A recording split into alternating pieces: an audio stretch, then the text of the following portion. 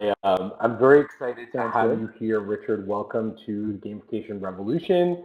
I'm Gabe Zickerman. It's our post-Thanksgiving and Cyber Monday edition, live here talking about gamification and all of its different parameters. And of course, Richard, welcome. You have got quite a long and interesting history of doing gamification, particularly as it relates to wellness, right, in the context of HopeLab. So what was the first project that you guys worked on at HopeLab that was related to using games to change outcomes? Yeah, I would say that HopeLab is probably one of the earlier pioneers in You lose you, applying Richard. games to. Uh, I think I'm still here. Go for it. Can you hear me? Yeah, I Am can hear you I now. back online? All right, excellent. So HopeLab, I think, was one of the early pioneers in applying games to issues and areas beyond entertainment. And as you said, we've specifically been involved in healthcare. The first project that HopeLab completed was a video game called Remission, which was targeting cancer, specifically a game to help young cancer patients who are going through treatment understand the importance of sticking with their prescribed medications. And also, um, the Hope Lab hypothesis was that games might be a way to give young people who are going through the cancer experience a sense of power and control. And of course, have some fun as well. So going through a really intense, devastating period, but using play as a way to reconnect them with their own capability in the course of their cancer treatment.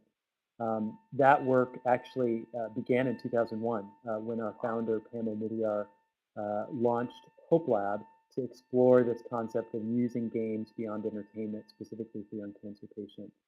What we found in developing that game is that games actually can be really effective in driving positive behavior. The game was designed to encourage kids to stick with their medications. And in 2008, Hope Lab published a randomized controlled study in Pediatrics, the medical journal, demonstrating that playing Remission, this video game created for young cancer patients, actually got kids to stick to their medications more consistently. It actually gave them a sense of power and control, a sense of self-efficacy in the face of their disease. And those findings were pretty significant. Until that point of time, there had been very few, if any, large-scale randomized controlled studies of video game interventions. And we have since that time been applying games and game mechanics to technologies that we developed to support young kids who are going through various medical conditions, all the way up to our work currently with Zamzee. So here's a question for you, right? I mean, it seems Mm-hmm. obvious that you would want to do games, particularly when we're talking about interventions with younger people, right? Like as it relates to remission, and we'll talk Mm-hmm. about Zamzee a little bit later on. But I guess the question is, how do you make a gamified intervention that doesn't talk down to young people? It's a great question. Well, a couple of things. I mean, we are using technology that kids themselves find appealing, and that's part of our approach here is to meet kids where they are, essentially. So, in traditional health communications, there are a lot of brochures, and if they're really current, CD-ROMs that have been created to try to deliver information to young patients and in order to get them to behave as we know that they should to support their health. But the problem is that those types of communications are not terribly engaging, and particularly if you're talking about young adolescents, but certainly even teenagers and young adults. Reading a brochure or pamphlet to teach you how to take your medications or why you've been diagnosed with a certain condition are not terribly effective. But games and game-based experiences are something that young kids and people in general are more and more familiar with. So our approach has been to, again, meet kids where they are by using games as a way to communicate to them, and in the health context, communicate to them different points that are, we know, really important for them to understand and comprehend to support their treatment. So we don't talk down to kids because we're actually using technology and tools in a way that they're familiar with. We don't design what you might call educational games. We're just designing experiences that are based on game mechanics And we're layering in different components that meet our particular interests in driving particular health behavior. So we keep it fun, number one, and we keep the gameplay paramount in terms of the experience that we're delivering. We call it stealth health sometimes. It's not an explicit approach to health education. It's really using the power of games themselves to give players an experience that is ultimately going to drive the kind of behavior that we're after. That's really interesting. I love this idea. This stealth health idea is super interesting. And I just want to let everybody know who's watching this that you can click the button over there to my left or right, depending on which way you're looking. Click the chat button and ask any questions it is that you would like to ask of Richard Tate from HopeLab or me, Gabe Zickerman. And of course, for those of you who are following along, as you'll know, Gamification Summit was recently announced for 2013. It'll take place in San Francisco, April 16th through the 18th.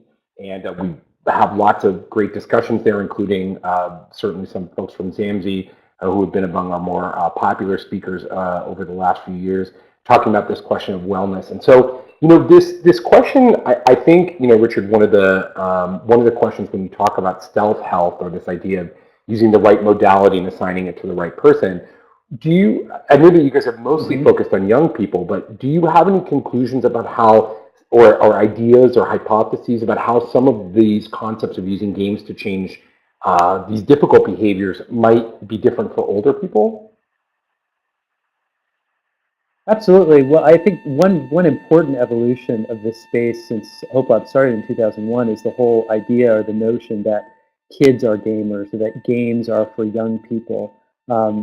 Today, everyone's a gamer, whether it's a mobile game you play on your phone while you're waiting in line at the bank or at the grocery store, or if you've got a game console that you play at home. Certainly folks who are in their 20s and 30s are increasingly familiar with games, but even beyond that, folks are playing solitaire, so people are really familiar with these game experiences. Anecdotally, our work with both Remission and Zamzee tell us that even though we've designed products and tools that are specifically for young people, parents and adults actually take to them quite readily and are really intrigued by the application of game experiences to issues and opportunities beyond entertainment. So in the case of Remission, the game for young cancer patients that we created, we began to hear stories of teachers who were using it as a tool in their classrooms, where a young kid was diagnosed and missed class for 3 months, and the teacher used the game as a way to teach that young kid's classmates what the cancer experience was like. We heard from vets who were getting treated at hospitals for post-traumatic stress, who found playing the game to be a really exhilarating and liberating experience because it sort of was focused on health issues. So we quickly saw in the Remission context that the game had appeal beyond the young audience that we designed it for. And that's been the case with Zamzee as well, which we've seen a lot of parents and families and adults become really intrigued by a game that is created for something beyond just entertainment. Well, it's really interesting, and Dilapan kind of asked, thanks for your question, Dilapan. It's a kind of long question and a little bit complicated, but I actually want to take kind of Dilapan's question, which I just threw up on the board, and sort of modify it a little bit. And I guess the real question is about, motivation and drive. So the theory is that insurance companies, healthcare providers, or practitioners might see the scope of designing wellness experiences differently from the way that the people themselves might see it, or the way that you guys might see it. How do we reconcile the fact that the kind of health industry, let's say, is just trying to curb cost in what it's doing, and it's very motivated by cost reduction, and individuals are potentially kind of confused about what they should be doing, or why they should be motivated around health? What are the ways that we bridge the gap between these different things? This seems like one of the big existential questions we get asked a lot in this space. Yeah, it's a very real challenge, and it's actually one that we ourselves are addressing head on. So I'm just going to take a quick moment, Gabe, and describe Zamzee, the product that we've created most recently, because we are experimenting in this space, talking to a lot of folks in the healthcare business about the product that we've created, and addressing this very particular challenge of how you balance cost with what you know to be an effective tool that supports the health of consumers. So Zamzee is a motivational game that gets kids and families moving more. That's how we describe it as we talk to folks. And there are basically two components. One is a meter that we developed, the Zamzee Activity Meter, which is a little piece of hardware that basically is a 3-axis accelerometer that records physical activity. And it's designed for kids, so it's about the size of a kid's hand, and it can slip into their pocket or clip onto their waistband. And they wear this, and it records their activity throughout the day. But the real power of the experience is the game-based website that we've created. So Zamzee.com is a motivational website where kids connect their Zamzee. They can see how much they've been moving. It's displayed in a graph to them. And they can actually then earn points and ultimately rewards for the amount of physical activity that they're doing out in the real world. And so there are a number of features that really sort of use game mechanics as a way to create a positive psychological experience that motivates kids over time. We've done some scientific research. HopeLab has actually conducted some research that shows kids with that access to that motivational website are moving about 60% more, which is huge. Huge health benefit that we're seeing in clinical research with this particular product.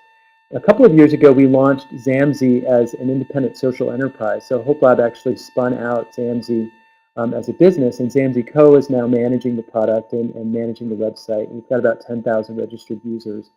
And to get to your question, Gabe, and the question that was posed, we are now facing this challenge. How do we create a product that is both appealing to consumers, effective in driving the health behavior that we're after, and that can be delivered in a financially sustainable way, that a business or a Zamzee as a social enterprise business can distribute to consumers who would benefit. And we certainly see that there are challenges. The price point of the hardware, how do you create a web-based experience that's going to motivate people over time and keep them engaged to drive the behavior that you're after, so that it's not just a flash in the pan, but that actually sustains some behavior over the long term. And how do you sort of do all of that at a price point that folks can afford? I wouldn't say that we ourselves have cracked this particular nut, but I think we would say that we are in the mode of experimentation right now about how we might create programs using the product and the services that we built into Zamzee to deliver all of those things: efficacy in terms of health, appeal to the consumer, and a sustainable business model that will both support our clients' interests as well as the work that we're doing here at Zamzee. Well, and I would say that one obvious thing, which, knowing about the product that I, the way that I do, it seems like at minimum, the gamification modalities that you're using on the website should be cheaper than the alternative, right, at scale. Like if the alternative is like constantly giving somebody, $10 gift cards every time they, run around the track, or trying to convince parents through some method of advertising that they should provide more direct positive reinforcement and interaction with their children, this is probably a cheaper method, right? That's the theory. Yes, that's absolutely correct. I think at scale, a product like Zamzee probably can deliver health benefits quite cost effectively relative to traditional interventions. So, for example, if you go into a clinical setting today where perhaps there are a group of families who are gathered because their pediatrician has said, you really need to be more active, the kids need to be more active, and so we want you to show up once a week to this clinic, and we're going to teach you about nutrition and physical activity. And you go into these spaces, and there's a nutritionist, there's a pediatrician, there are 4 or 5 health professionals who are convened to basically stand up and deliver presentations to kids, and then they send them home with printed brochures or other information. In terms of the human resources and the facilities and all the kinds of things that the overhead that's required to deliver that kind of information, if you think about a web-based intervention that a family, a kid could access at home on their mobile device anytime, that is actually an experience that can both be customized to that particular user and their interests and their needs in that moment, and therefore be more appealing and potentially more effective in driving the behavior after. versus having them sort of get in a car and show up somewhere. Absolutely, at scale, something like that could be radical, should be radical and transformative for the industry. Well, the other thing and I think a lot of innovative healthcare concerns are beginning to see that potentiality. Yeah. But as you can imagine, sort of redirecting that ship is no small task. Yeah, absolutely. The other thing that I think about is, like, I'm sure that young kids are super into lectures delivered by folks standing in front of a room telling them to eat better and work out more. I bet that works a lot. We have some questions. We have a couple of other questions actually that are a little bit deeper dives. Folks have been waiting to ask you some stuff. So the first question comes from Hubert. Thank you, or Hubert, depending on how you like to say it. So the question is, how does HopeLab do anything today that helps with communication, particularly around the sick? And I know that Remission sort of dealt with that a little bit, and Zamzee is more wellness oriented rather than folks who are already in the system oriented. But have you guys thought about this question in the biggest sense? Well, we have thought about it in that we know that part of what is driving, what motivates positive behavior change is a shift in attitude and emotion. And part of what happens for young people in particular is, we'll use the remission example, when a young kid is diagnosed with cancer, they are suddenly at the effect of the world around them. All the decisions suddenly are being made to support their health, but they really don't have a sense of agency within what's happening. And so that can be incredibly disorienting and disconnecting for a young person. And one of the things that we, again, anecdotally began to hear quite frequently was happening with Remission is that the game, because it's play, because it's something that kids are comfortable accessing, we were presenting information that for cancer patients typically is very difficult to talk about. And symptom reporting in cancer treatment is really, really critical. So I'll give you a kind of a funny example. There is a level in a game that takes place inside the human colon. And this is because when you take a lot of these cancer meds, constipation is a very serious side effect that often happens. So in this particular mission of the game, your job is to basically fly through the colon and blast away stool jags with stool softener as your weapon. It's kind of funny. We call it the poop level.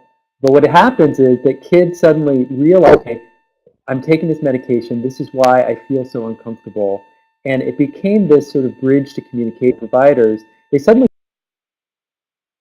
could talk about this really awkward, uncomfortable thing with a little bit of humor, but around something that's really, really important. So games are a way to facilitate communication both between players, but also between folks who are supporting players. We also see with Zamzee, families are talking about what it means to be physically active. They're beginning to dialogue around these issues differently.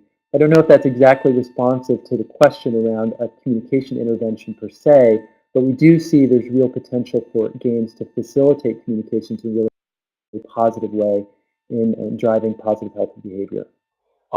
It's such a big topic, and one that's come up a few times, and we've talked about this use of gamification in health, and one of the things is about like you talk about the emotional affectional scope of how kids, particularly children, have to interact with each other. Possibly one of the best uses of some of these sort of 3D or avatar-oriented systems, right? For certainly for kids. So we have another question this time from Pavel. Pavel, thanks for your question. Broadly speaking, the real question is about prevention versus kind of a Western medicine approach, and I think Pavel probably doesn't see the kind of prevention. It hasn't been quite as obvious how much you guys are oriented towards prevention. But I want to ask you a particular question, which is, do you think gamification, because you guys have done a project that focuses on people who are already sick, right, in remission, and a project that focuses on people who are getting well, right, in Zamzee. So it's kind of across a spectrum of the patient's state. Do you think that there are some different lessons on either side from a designing for engagement standpoint? Are we better at one thing than the other, or do we have more capabilities to change things on one side or the other? It's a great question. I think part of the challenge in prevention, and this is I think part of what Pavel is alluding to, is that it is difficult to harness from a business point of view oftentimes, but even from a sort of a consumer attention point of view, because um, you've sort of yet to address or experience the crisis. You don't yet feel the pain, so to speak. Whereas if you're diagnosed with a disease or condition, you suddenly your attention is focused on figuring out what's wrong, what can you do to address it, or if you're a parent of a sick child, again, you're looking for solutions, which is slightly different in terms of prevention.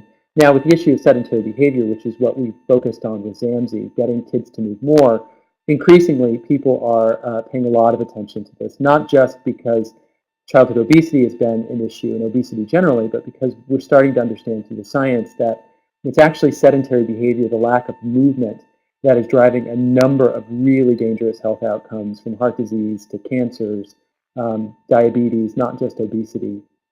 But I think what we've learned is that the key, regardless of whether it's prevention or it's treatment, is to really understand very precisely what behavior you're designing for. What is it that you are looking for your users to do? And designing to that.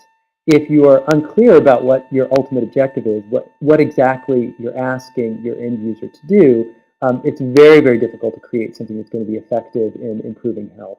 And so in the case of Zamzee, we got very clear that what we were looking to do was to motivate physical activity. What we were looking to do was to motivate the kind of physical activity that was going to get kids up and moving around in a way that would actually benefit their health.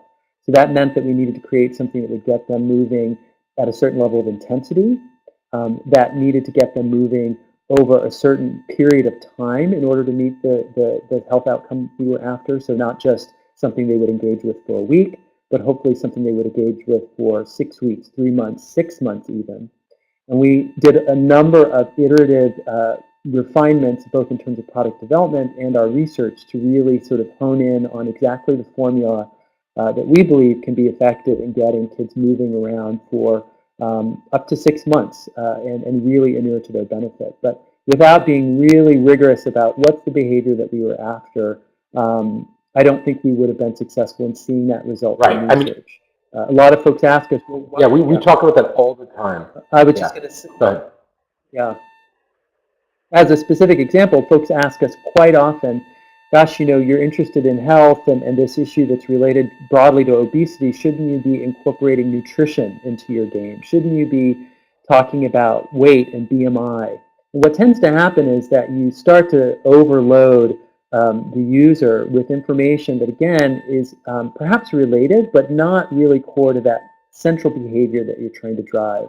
For us, thinking about our customers, kids in particular, it became really clear that talking about something like BMI wasn't necessarily going to be effective in driving the behavior that we were after for kids. Talking about doing fun stuff outside that both feels good and can be rewarding, that actually was going to drive the behavior that we were after. So it allowed us to sort of let go of certain things in the design of the intervention, so that we, again, were focused on a very specific behavior and then designing based on that, thinking about our customers first.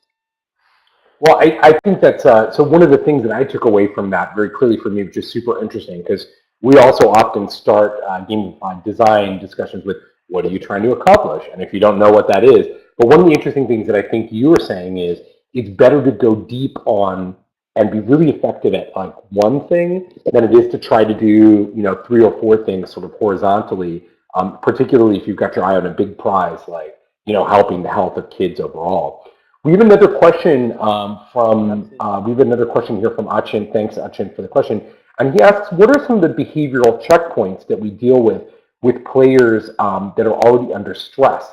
And I don't know whether or not you guys factored this in with remission or something that you kind of thought about, but where do we, when we're looking at that arc of the player's behavior, are there moments when we need to call out the fact that maybe the player's not doing well?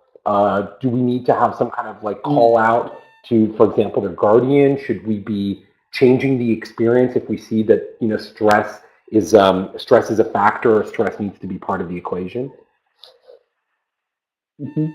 It's a great question. That hasn't been our particular experience, only because we haven't designed games or systems, certainly not the remission example, that were intended for kind of a group play, if you will, or for someone to be playing it with another person. We really were thinking about individuals, particularly in the cancer condition, a young leukemia patient who may be in a hospital room by himself for hours at a time, during an intensive period of treatment. I think one of the things that we ourselves have thought about, and I think others might think about doing, is creating experiences that don't necessarily require sort of a linear kind of a completion cycle, for example. So if you have to hit pause, or if you have to sort of step away, that you can still be successful in the game.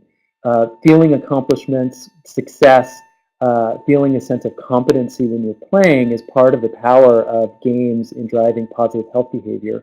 So anything that kind of causes the player to feel as if they failed, or they somehow can't be successful in the game, if they begin to feel under stress and they have to step away, I think could be potentially detrimental. So in the case of remission, there's good and bad stress, right? So clearly the games certainly create that absolutely stress, that positive.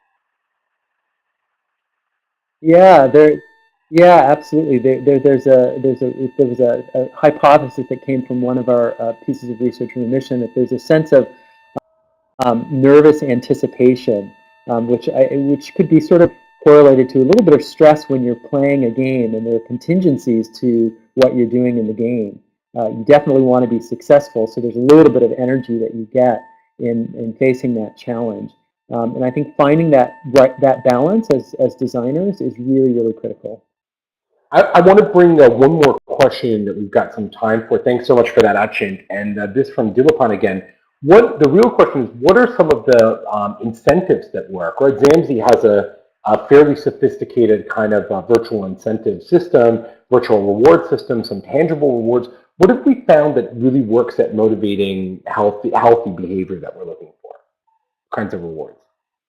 Well, I think at the highest level, the way that we've structured the reward system with Zamzee is to use extrinsic motivators to kickstart or jumpstart behavior, in this case, physical activity. So incentivizing behavior by offering an extrinsic reward, whether that extrinsic experience is the opportunity to sort of decorate your avatar on a website like Zamzee.com, or actually to earn enough points to get a physical reward, something that gets mailed to you. Kids love that. And that's enough to sort of get them started with the system. But we've actually designed extrinsic rewards as a way to kickstart behavior that then bridges to intrinsic motivation. So I think, if you would, the secret sauce of the Zamzee experience for us is really creating a psychological experience within the context of Zamzee.com that supports some very key aspects of gameplay. A sense of competence, which we talked about, a sense of autonomy and choice in the experience, a sense of mastery, that you're getting better as you're playing this game or you're using this particular tool as you're using Zamzee, a sense of purpose. So you're doing this not just because you're getting something, but because, wow, I'm actually beating my average over time, and that feels really good. Or I'm able to donate to a cause is one of the ways that we've designed the experience, giving kids an opportunity to connect to something that feels purposeful to them, and a sense of relatedness as well. So there's the social aspect of games and digital experiences that's really powerful. And so we've woven into Zamzee several features that allow kids a sense of kind of social connection. They can tag their activity through a feature we call WAMs. So every time they upload their points, they can sort of share with the Zamzee community the way that they moved to earn those points in a really fun kind of whimsical way. But it's those psychological experiences. We coined an acronym called CAMPER: competence, autonomy, mastery, purpose, and relatedness. Those are the types of experience that over time cultivate intrinsic motivation. And that sort of play-based experience that drives people to want to re-engage, which goes well beyond the extrinsic motivators that might get them started in a certain pattern of behavior, but won't necessarily keep them going over time. Right. And all I'm going to say for my part is I would like a Zamzee for slightly older kids. Thanks so much for joining us today, Richard. It's really been super interesting. If you guys want to find out more about HopeLab, you can go to hopelab.org or zamzee.com, which is up on the screen there. And they're doing awesome work and really fascinating and great to look at their use of gamification techniques. I'm Gabe Zickerman, and just as a reminder, Gamification Summit's coming up in April of next year. It's gsummit.com. Today is the Cyber Monday day, so it's gcyber if you want to register today and save some money on it. We'll be back next week with another episode of the Gamification Revolution. I think that we have Richard Bartle on next week, or somebody equally awesome to this week's Richard. We're looking forward to seeing you all soon. Thanks, and keep having fun.